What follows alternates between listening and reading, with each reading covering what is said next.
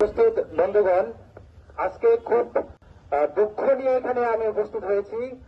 কারণ আজকে যে ঘটনার প্রতিবাদে আমরা এখানে উপস্থিত হয়েছি সেই ঘটনাটি ঘটেছে আমার নিজ জেলায়।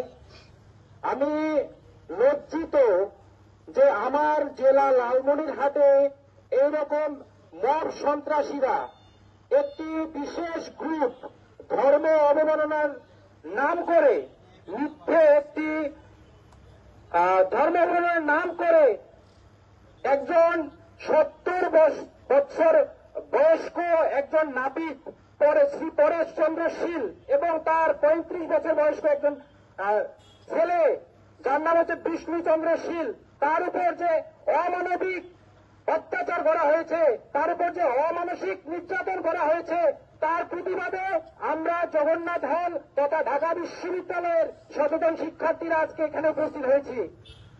আপনারা জানেন, গত 2-3 মাস আগে ঢাকা বিশ্ববিদ্যালয়ের বাংলা বিভাগের একজন শিক্ষার্থী যার নাম সায়েম, তিনি ফেসবুকে স্ট্যাটাসের মাধ্যমে সনাতন ধর্ম সম্পর্কে কটূক্তি করেছিলেন। আমরা জগন্নাথ হলের শিক্ষার্থীরা তথা বাংলাদেশের হিন্দুরা এর প্রতিবাদ জানিয়েছিলাম।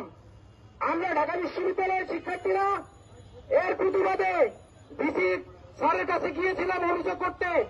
ভিসি স্যার আমাদের বলেছিলেন যে এর সুষ্ঠু বিচার করা হবে, কিন্তু সেই ঘটনার প্রায় 2 মাস অতিবাহিত হওয়ার পরও এখন পর্যন্ত ভিসি স্যার এর বিচারের কোন সুষ্ঠু রোডম্যাপ এখন পর্যন্ত আমাদের দিতে পারে নাই।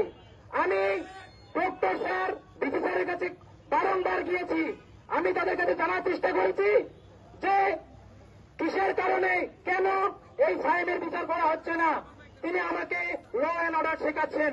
তিনি বলছেন যে এর বিচার করার জন্য যে সুষ্ঠু যে প্রক্রিয়া রয়েছে সেটাকে আমাকে ফলো করতে হবে। কিন্তু একই সাথে আমরা দেখতেছি লালমনিরহাটে আমার নিজের জেলায় ধর্ম অবমাননার মিথ্যা অপবাদ দিয়ে একজন বয়স্ক ব্যক্তি, একজন বাবার বয়স্ক ব্যক্তির উপর অমানসিক নির্যাতন করা হচ্ছে। তাহলে আমরা এতদিন জেনে আসতাম বাংলাদেশ একটি অসাম্প্রদায়িক বাংলাদেশ, ধর্ম নিরপেক্ষতার বাংলাদেশ। তাহলে আমাদের এই বাংলাদেশে একদিকে এক ধরনের আইন, অপরদিকে অন্য ধরনের আইন, কেন? আমরা এর জবাব চাই। আমরা হিন্দুরা কি এই বাংলাদেশের অংশ নয়? আমরা কি এই বাংলাদেশের অর্থনীতিতে অবদান রাখি না? বাংলাদেশের শিক্ষা, চিকিৎসা, অর্থনীতি, স্বাস্থ্যখাত সব ক্ষেত্রেই হিন্দুদের অবদান রয়েছে। তাহলে কেন হিন্দুদেরকে এত অবহেলার শিকার হতে হচ্ছে?